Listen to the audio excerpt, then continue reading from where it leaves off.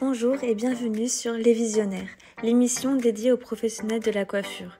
Ici, nous mettons en avant toutes les personnes passionnées par ce métier afin de casser les codes et inspirer chacun d'entre nous pour mettre en avant ce fabuleux métier. Bonjour à tous et bienvenue dans ce nouvel épisode des Visionnaires. Aujourd'hui, je suis avec une invitée, la première femme aussi que j'invite. Donc je suis trop contente parce qu'en étant fan d'entrepreneuriat féminin et tout, j'ai envie de mettre en avant aussi beaucoup les femmes dans la coiffure et voilà, les occasions. Voilà. Là, t'es la première, donc je suis trop contente. Merci d'être là. Donc voilà, exactement. Donc je vais te laisser te présenter toi en quelques mots. Alors, bon déjà, bonsoir Paris. Ouais, ça y passe. Allez le dire. Alors moi, je m'appelle France. Je suis de la région d'Albi, donc dans le Tarn. Coiffeuse de spécialité barbière. CAP, BP, brevet de maîtrise. Cursus scolaire classique. Okay. Voilà. T'as quel âge? 30 ans. Ça y est. 30 ans. Ah, ça y est, t'es arrivé il y a quelques jours seulement. Ok, t'es bélier? Ouais. Oh, moi aussi. Ok, bon, deux béliers, ça va être bien. Top. donc t'as créé cet magnifique objet dont tu vas nous parler tout à l'heure, qui est incroyable. Mais d'abord, est-ce que tu peux nous raconter un petit peu comment est-ce que tu es arrivée dans la coiffure et pourquoi? Coiffure. Alors non, au départ, j'étais pas du tout vouée à être coiffeuse. Ça a jamais été ni une attirance ni une passion en fait. Je devais faire un stage dans un endroit qui m'a été au dernier moment. Ils m'ont dit finalement on peut pas te prendre pour des raisons administratives. Et ma mère m'a dit écoute, là sa meilleure amie était coiffeuse, elle m'a dit Sylvie elle va te prendre, il fallait que je fasse le stage, elle m'a dit elle va te prendre, et elle faisait des perruques pour les personnes surtout malades, malheureusement. Et mais ce stage super intéressant. Et en fait, en bas de son salon de perruque, elle avait un petit salon de coiffure dans lequel elle faisait surtout quelques hommes. Okay. Aussi, des fois, elle tondait, forcément, avant le placement de la perruque, tout ça, les personnes, voilà. Oui. Donc, un peu stage très intéressant humainement, voilà. Mais c'est vrai que ça a été, en fait, comme pour le coup, j'ai eu de la chance, parce que ça a été une révélation, en fait. Elle a coiffé un mec, et... c'était un homme. Bon, maintenant je coiffe que les hommes. Je pense que c'est aussi son petit truc. J'ai jamais trop aimé la coiffure femme. Voilà. Depuis le début, en fait, t'as vraiment eu un coup de cœur pour la coiffure homme et la barbe, etc. Oui. Okay. Oui. Alors j'ai été coiffeuse mixte, mais c'était pas mon truc, vraiment pas. Et du coup là, je me suis dit, c'est ça que je veux faire. Mais coup de chance de la vie, ça me tombe dessus. Surtout que je savais pas quoi faire. J'avais envie de faire beaucoup de choses en fait. Aujourd'hui d'ailleurs, je fais beaucoup de choses. Ouais. Mais j'avais pas de vocation particulière, et en fait, c'est vrai qu'il y a un côté très dans la coiffure très humain et très. Et quand on partage un moment comme ça, privilégié avec quelqu'un, puis quelque part, ces métiers de savoir-faire, c'est des métiers qui sont universels. Ouais. Couper les cheveux, voilà. C'est pas comme s'il me fallait un diplôme pour exercer. Je peux aller partout dans le monde. Ouais. C'est dans mes mains, mon métier. C'est un savoir-faire dans les mains. Et ça me plaisait beaucoup aussi de pouvoir avoir cette liberté du non-diplôme, entre guillemets. Aussi, pour voyager, parce que j'ai déjà des ambitions de voyage. Ok. C'était déjà, depuis petite, t'avais envie de bouger, quoi. Oui. Faire plein de choses, de voyager partout et tout. Ouais. Ok. La curiosité. Ok, trop bien. Okay. Et donc, du coup, tu te lances, donc tu fais ton apprentissage dans un salon mixte ou Oui. Ouais. Et en France? Oui, du coup. À lui. Chez Romain, un heure de détente. Que j'adore. Voilà. Petit coucou. C'est ça. 8 ans avec Romain, qui m'a formée sur beaucoup de choses. Okay, voilà, et jusqu'à ce que j'ai envie de partir, en fait. De bouger. Voilà. Donc, tu as fait ton CAP, ton BP et ton brevet de maîtrise 8 ans chez Romain. Okay. C'est ça. D'accord. C'est ça. Ok. Et après, du coup, t'as eu envie de partir un peu voyager, tout ça. Tu t'es tout de suite dit, c'est un métier que je peux faire partout, donc je vais bouger et aller exercer ailleurs. Ou ça s'est fait, en fait. Et c'était aussi l'apprentissage des langues, des cultures différentes aussi. Je voulais absolument parler d'autres langues. Ça, c'était important. Et pour ça, rien de mieux que de partir. Ouais, c'est vrai. Donc, du coup, j'ai commencé par l'Espagne. Voilà, j'ai commencé par l'Espagne et après j'ai été un peu partout, en Angleterre. Trop bien. Voilà. Bon, j'ai pas fait non plus 5 ans de voyage parce qu'au final, j'ai voyagé que 5 ans. Bon, c'est déjà bien. Oui, non, mais c'est énorme. Ouais. Et je suis ravie de mon voyage. Après, j'ai pu repartir en en voyage. C'était toute ta vie limite. Non, pas toute ma vie, mais j'avais imaginé quelques années, ouais. Okay. Et pas mal de lieux différents aussi. Ok, d'accord. Voilà. Et du coup, durant tes voyages, comment tu fais? Est-ce que tu fais des visas de travail et tu travailles dans des salons ou tu travailles pour toi? Alors en Europe, en tant qu'Européen et en Europe, on peut travailler très facilement partout. Quoi. S'il y en a qui veulent partir, partez. Trop bien. En réalité, on arrive quelque part et bon, ça dépend des pays. Hein. Il y a des endroits où c'est plus facile que d'autres. La France, par exemple, c'est très facile. Vous venez ici, vous avez la sécurité sociale, vous avez un numéro de sécurité sociale et vous travaillez en France. Ouais. La France, c'est un endroit qui est très facile d'accès. L'Espagne, c'est un peu plus compliqué. Il faut un NIE, comme dit. C'est un numéro d'identité étrangère qui se fait, assez facilement aussi. Il faut avoir une justification pour venir, mais en réalité c'est très facile. On arrive, on cherche du travail, des coiffeurs il en manque partout. Si on sait à peu près travailler, on a du travail à peu près partout. Et à partir du moment où on a trouvé un travail et qu'on apprend un peu à parler, on a facilement les papiers derrière. Puis les gens guident. Le futur employeur va expliquer quoi faire. En réalité, c'est très, très facile. T'es aidé quand même. Si tu vas pour travailler dans une entreprise, on va t'aider un petit peu. Forcément. Et puis même, il n'y a pas de... Londres, je suis arrivée à Londres, j'ai fait une quinzaine d'essais sur 15 jours. J'ai eu 12 contrats de travail. Génial. Et en 2 secondes, je travaillais, quoi. Trop bien. Voilà, j'ai pris un logement à l'avance, par contre, parce que Londres, c'est plus délicat pour trouver un logement. Donc il y a des endroits, mais on se renseigne un peu, on parle avec les gens. Tu prépares un petit peu ton départ. Entre guillemets, parce que on prépare à peu près, quoi. Mais même pas besoin. C'est honnêtement, c'est ça. T'arrives sur place, on se présente dans des salons, faut baragouiner un peu, mais tu viens pour des vacances et puis tu peux faire le navire. Exactement. Et va prendre le repas autour. Très bien. Voilà. T'as senti que comme t'es française, le savoir-faire français, il est quand même assez valorisé, je pense, un peu partout. Est-ce que tu penses que c'était plus facile aussi parce que t'avais un savoir-faire français ou... Alors, c'est pas plus facile d'être français. Par contre, je pense qu'on a une formation en France et on a une certaine rigueur en France qui fait qu'on a un avantage par rapport aux autres. Alors, au niveau du savoir-faire. Même pas, c'est aussi dans l'implication, je dirais, du français. Pour avoir travaillé avec beaucoup de nationalités différentes, le français, il a quand même c'est assez général où le français, il est travailleur quand même. Hein. Pourtant, culturellement, je sais pas, alors il y a le savoir-faire, mais c'est cette rigueur aussi. Alors en France, on va plus facilement aussi faire des diplômes, tout ça. On a un pays qui va nous engager un peu plus à être diplômés. Oui, c'est vrai. Ce qui fait aussi qu'on va plus se former peut-être.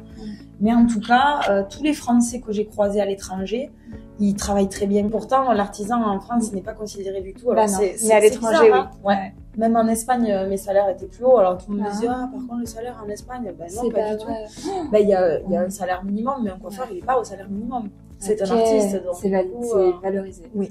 Beaucoup plus que en France, la coiffure, c'est très compliqué, quoi. C'est un problème. Et puis, on valorise pas le coiffeur. On ne met pas en avant. Non. À Londres, le coiffeur, comme d'ailleurs aux États-Unis, Londres c'est le petit États-Unis de l'Europe, on va dire, donc ils se ressemblent beaucoup sur beaucoup de choses. Je connais pas les États-Unis, mais de ce que je sais et de ce que j'en ai vu, c'est la mentalité anglo-saxonne. Voilà.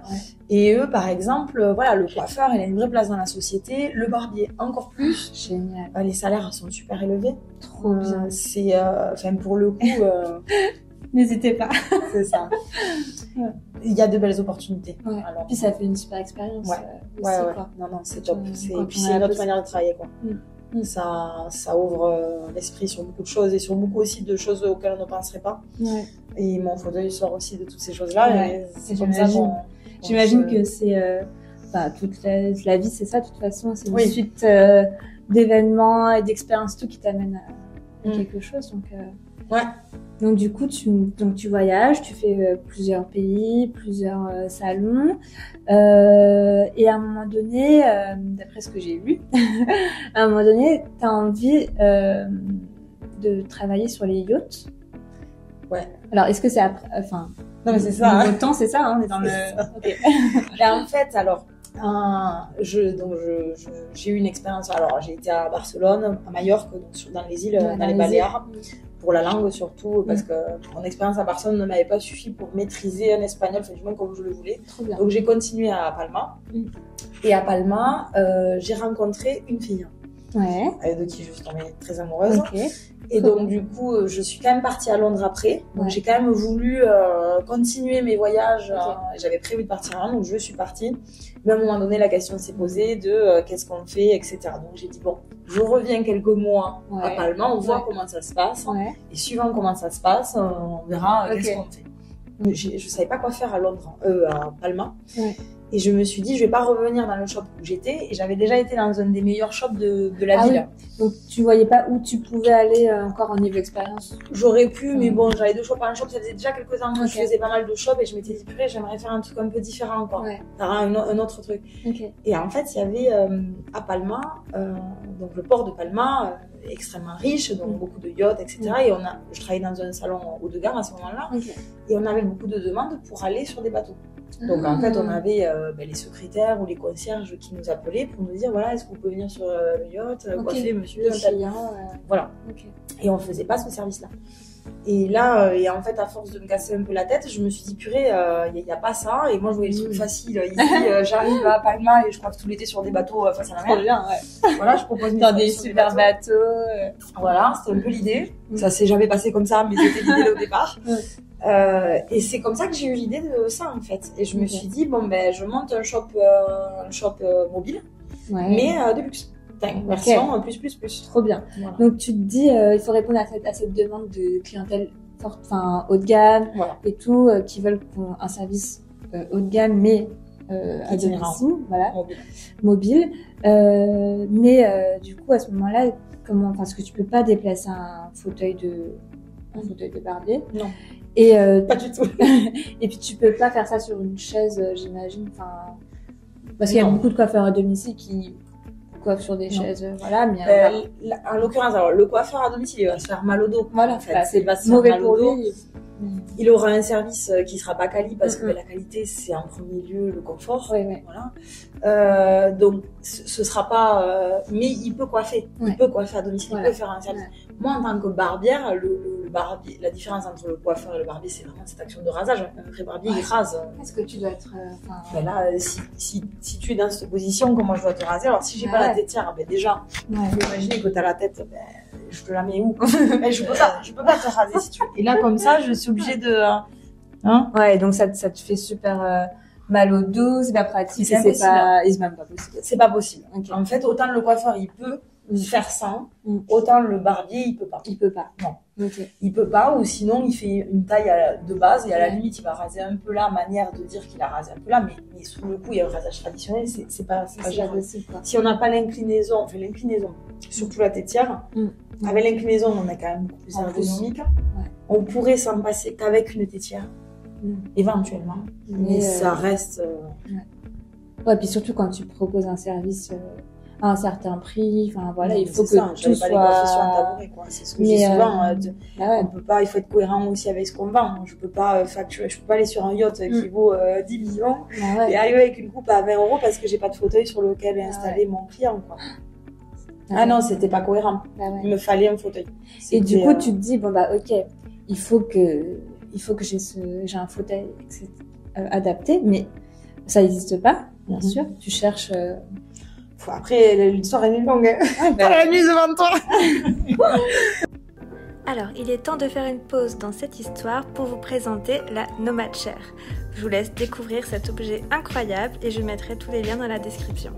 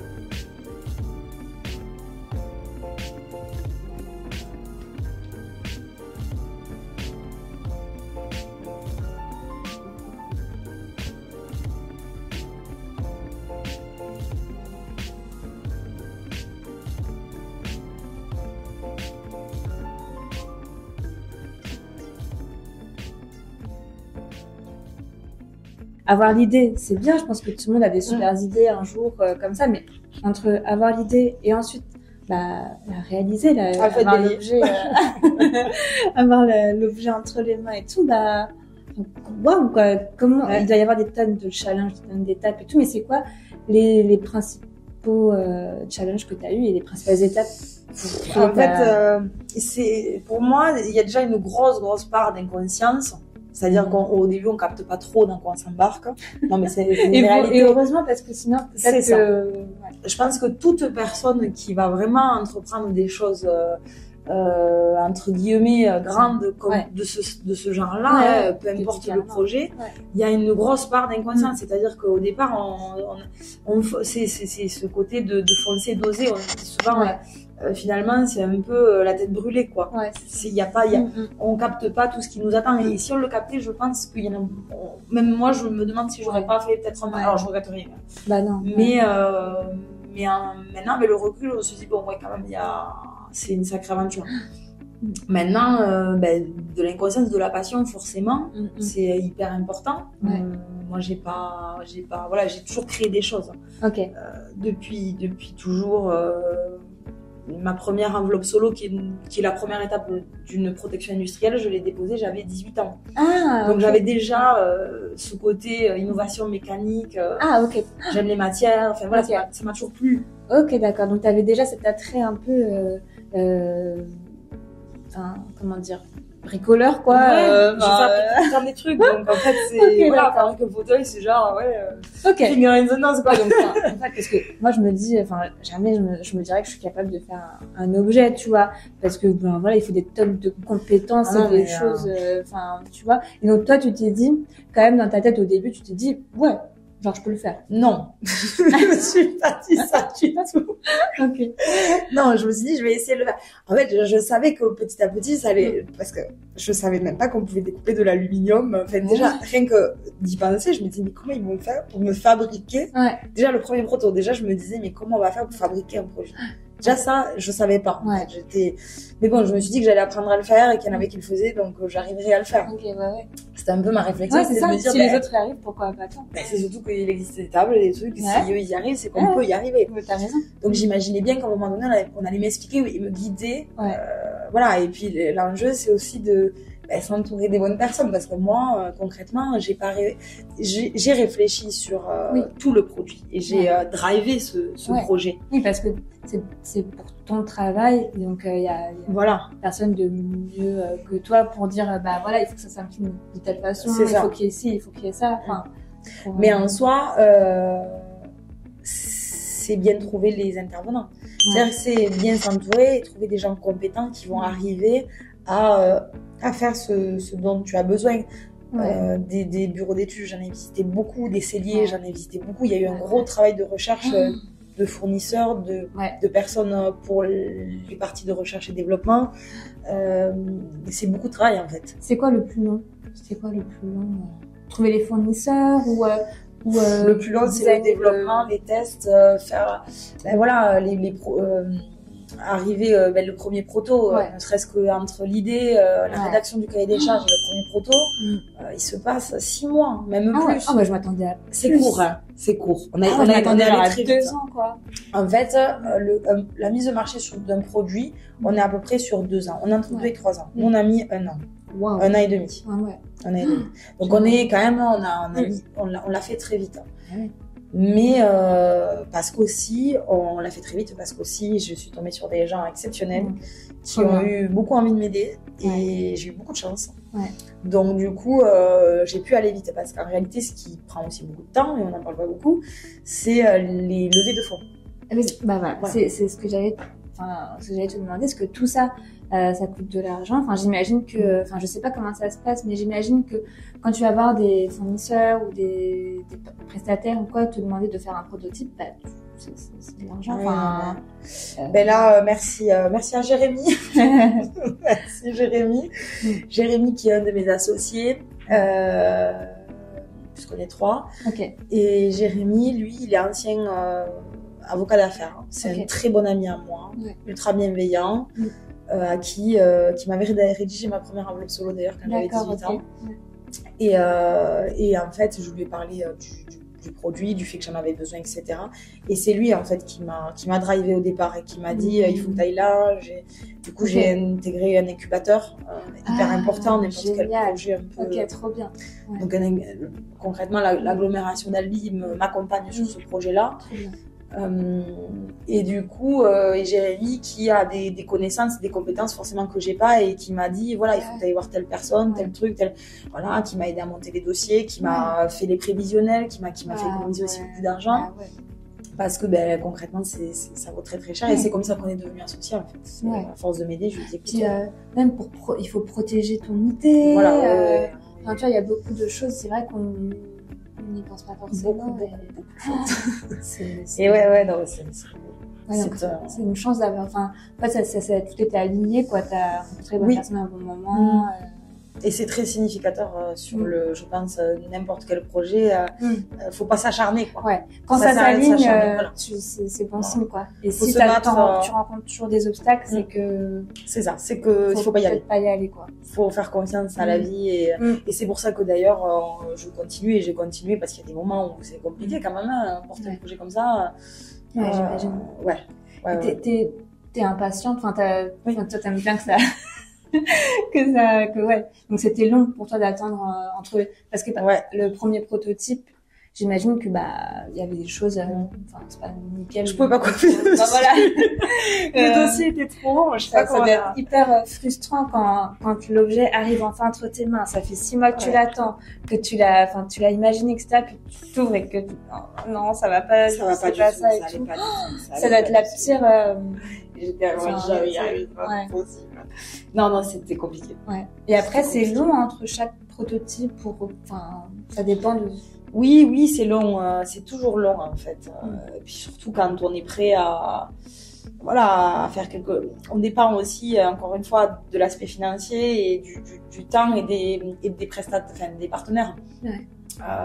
C'est sûr que si c'est moi qui étais ingénieur, je serais allée beaucoup plus vite.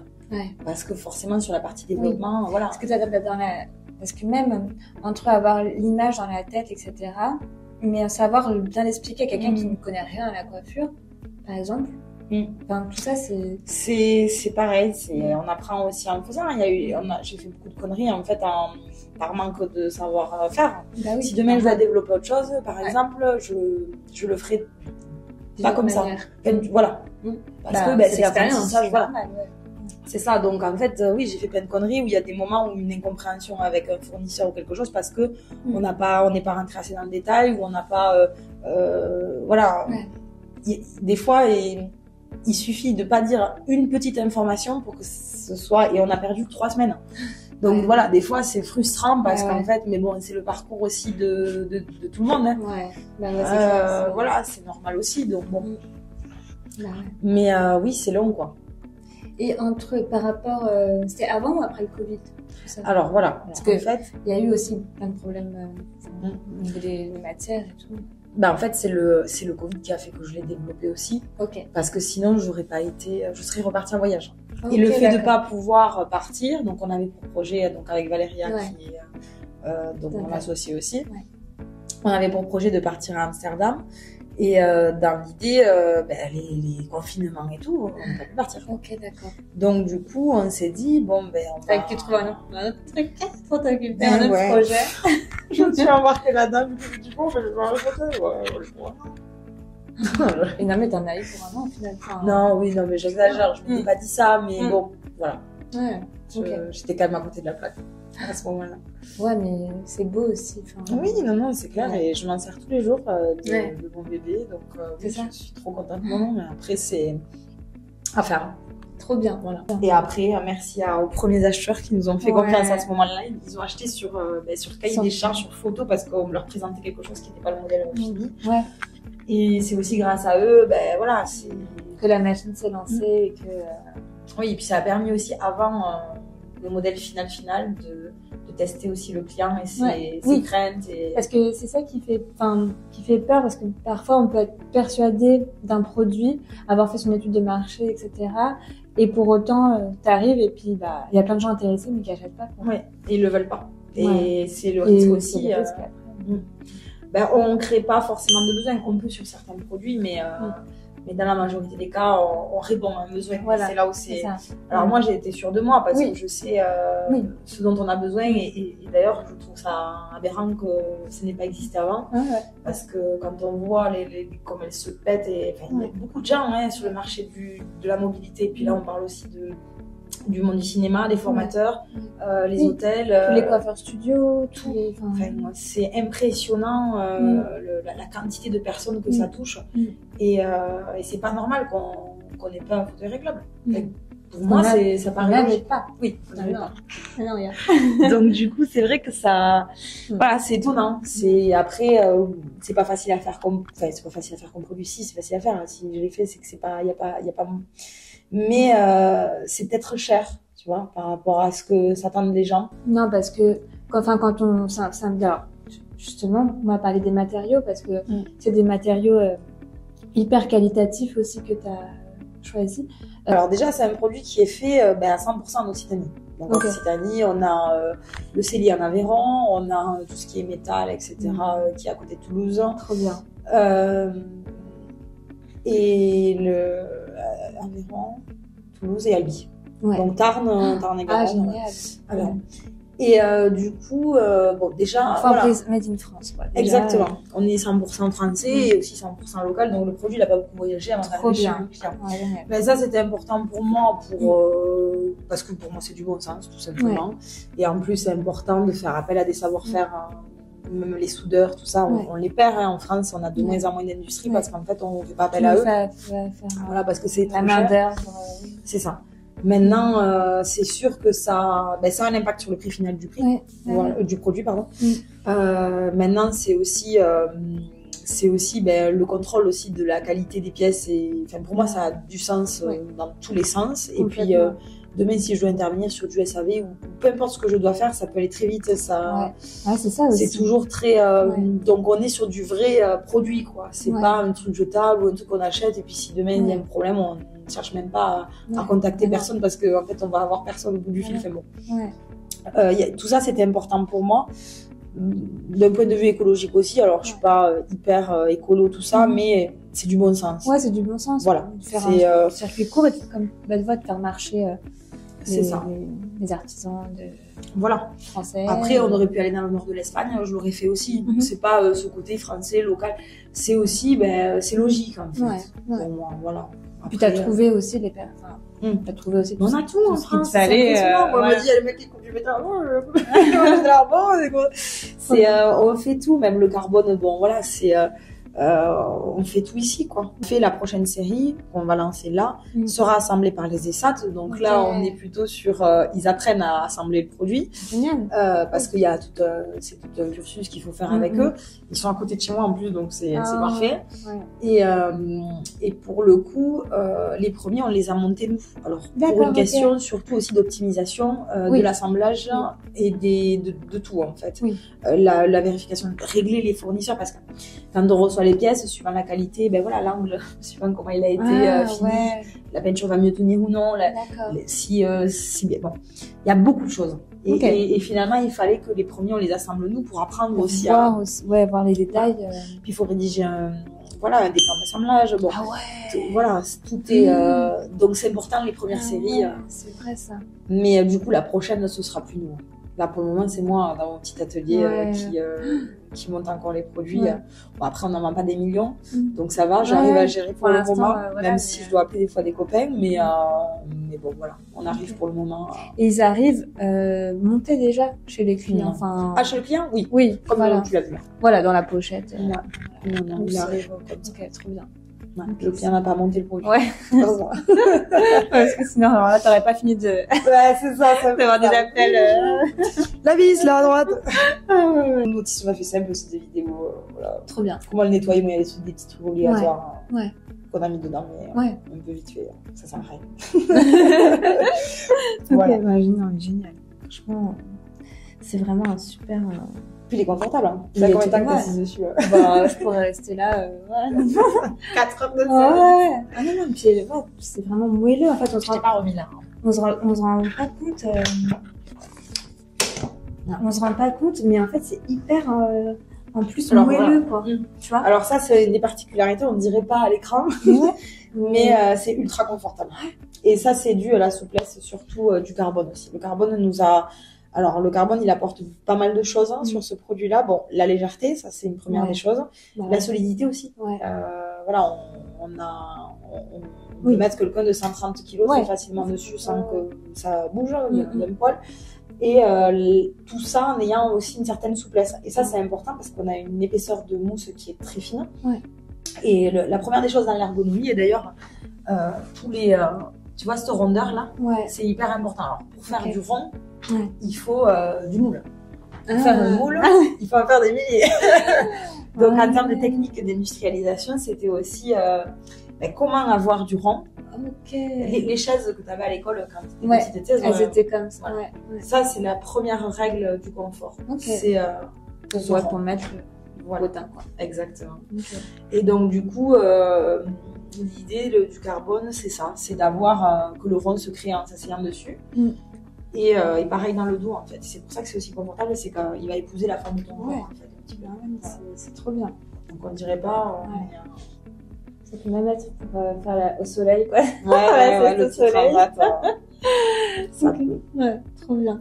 Du coup, donc du coup, la Nomad Chair est disponible. Je mettrai tous les liens, bien sûr, des réseaux sociaux et du site, etc. Mais t'as aussi, je voulais aussi continuer à apprendre un peu plus sur toi. T'as aussi ton salon, ton barbeur. À Albi, c'est ça? Oui. Ouais. Alors, nous on a pour continuer dans l'innovation, trop bien. Dans la création. Alors la mobilité est géniale, super cool, tout ça. Par contre, être seul, c'était pas cool. C'est vrai. C'était pas cool. Manquer de mon fauteuil de barbier, c'était pas cool. Donc en fait, j'ai un peu créé tout ce qui me manquait, on va dire, pour avoir l'entreprise parfaite. J'ai jamais voulu de salon. C'est ça qui est génial. Avoir un salon pour moi, c'est une prison dorée. Alors chacun sa vie, chacun c'est exactement. Donc pourquoi pas, il y a des salons qui sont magnifiques, voilà. Mais pas pour moi, parce que encore cette histoire de mobilité. Et puis pour moi, il y a un vrai problème dans les salons, c'est de devoir charbonner pour payer des charges. En fait, on se retrouve à devoir faire une quantité de personnes. Enfin, le coiffeur, c'est vraiment un métier compliqué parce qu'on fait des prestats qui sont pas hyper chers. Et finalement, le local coûte très cher. Et du coup, on est obligé de faire une certaine clientèle pour pouvoir se payer quelque chose de pas cool. Alors, on peut gagner de l'argent dans la coiffure et on en gagne, il n'y a pas de souci là-dessus. Par contre, moi, travailler pour payer un local et puis cette liberté de pouvoir travailler où je veux, quand je veux et de pas devoir travailler beaucoup pour gagner ma vie, en fait. C'était surtout ça aussi qui m'a, dans la mobilité, je me suis dit, waouh, parce qu'on n'en a pas conscience avant que ça arrive. Je me dis, c'est quand même génial de pouvoir... Donc, du coup, on a créé le barbershop, la franchise du barbershop mobile. Donc, encore une fois, première franchise qui franchise des auto-entrepreneurs, en fait. On a un modèle économique qui est... Mais c'est trop bien, ça, parce que c'est vrai qu'il y a de plus en plus de coiffeurs indépendants qui se mettent à leur compte, qui ont justement cette liberté de pas avoir... de pouvoir être mobile et pouvoir... être libre aussi de gérer son temps comme il veut. Donc, ok, trop bien. Et comment ça se passe alors? Alors, ça se passe encore une fois, c'est du délire. Alors, le fauteuil vient aussi de ça parce qu'en fait, ce qui s'est passé, pour la petite histoire, j'ai rencontré donc un grand monsieur, Monsieur VNB, le créateur de la franchise. Vous connaissez les VNB, tu connais les VNB, qui est un homme incroyable là. Et en fait, j'avais créé un barbershop mobile, mais avec donc Valéria qui faisait mon assistante. On pouvait transporter donc 80 kg de matériel pour une personne en facturant une coupe de cheveux 150 balles. Ça, c'était possible. Mais je pouvais pas transporter mon shop et facturer une coupe de cheveux 20 € et le replier et partir toute seule. J'avais besoin de mon assistante. Donc, dans le luxe, ça fonctionne. Mais dans le quotidien, ça fonctionne pas. On s'est retrouvés bloqués donc à Albi avec le Covid. Et un copain me dit, qui a un VNB, me dit, mais pourquoi tu te mets pas dans le bar du VNB? Il y a personne. m'a dit toute la journée, il n'y a personne. Donc, installe ton shop et tu fais venir les clients de Airbnb. J'ai dit, on fait un partenariat. Ok, pas de problème. Super. J'ai au moins j'ai un endroit, parce que faire du domicile, enfin, moi, c'était mort. Oui. Impossible. Je n'aurais jamais fait du domicile sans mon fauteuil, enfin, vraiment impossible. Et donc là, je dis, bah, ok, pas de souci. Donc, je dis à mes clients de venir au Airbnb. Donc là, ça commence à créer du trafic, etc. Mes clients rentrent, donc ils peuvent acheter des biens, rentrer le soir chez eux, etc. Donc, on voit que c'est une affaire qui fonctionne. Donc, on met le shop surtout le mois de décembre au Airbnb d'Albi. Et Monsieur Airbnb fait un tour de France pour remotiver les franchisés parce que c'est Covid. Donc 200 magasins à ce moment-là, maintenant il y en a 250 je crois. Il fait tous les magasins et il va rencontrer tous ses franchisés. Il arrive au Airbnb, oh trop bien le shop, donc il décide de se faire coiffer. Donc je parle, j'échange avec ce monsieur, une grande discussion. Et en fait, il me dit, bon, on parle de plein de choses, il me raconte toute l'histoire du truc et tout. Et il me dit, mais ce que vous avez, c'est un concept, c'est une franchise, il faut que vous fassiez une franchise. Alors moi, pas du tout, j'ai dit, mais pas du tout. Alors déjà, j'ai toujours détesté les modèles des franchises. C'est un truc qui m'a... J'ai jamais aimé ça. À partir du moment où on me limite dans quelque chose, j'aime pas ça. Voilà. Donc déjà, c'est pas un truc qui me plaisait. Et j'ai dit, pas du tout. En plus, moi, je voulais faire de la formation. J'ai dit, je voyage autour du monde, hein, objectif professionnel long terme, à la limite, ce serait de faire de la formation, de transmettre. Et il me dit, mais la franchise, c'est de la formation plus. Tu formes à tout niveau, en fait. Tu formes, et puis aussi, tu apportes des valeurs. C'est pas forcément limitant. C'est des gens qui vont adhérer au concept et qui vont... Et là, forcément, pas me mettre cette idée dans la tête. Donc, du coup, je suis partie de là comme ça, et j'ai dit, purée, mais là, qu'est-ce que je fais avec tout ça, quoi? Et je suis rentrée à la maison et j'ai dit à Valéria, bon ben, nouveau projet, faire une franchise, du coup il faut un fauteuil. Ben, l'idée c'était de pouvoir qu'un barbier seul puisse avoir une belle qualité de service, sans galérer. Et voilà. Ça c'était vraiment l'idée. Et en plus de ça, j'avais vraiment ce truc de, j'étais mobile et c'était cool. Mais après il me manquait mes copains coiffeurs, quoi. Et je me disais, bon, c'est cool, mais voilà, c'est pas pour moi. Enfin, c'était pas pour moi. Domicile, t'es tout seul, t'es indépendant, c'est chiant. C'est pas facile. Tu tournes en rond, t'as accès à rien parce que t'es petit. Tu vas avoir des fournisseurs, t'es à un bon. Bon, voilà.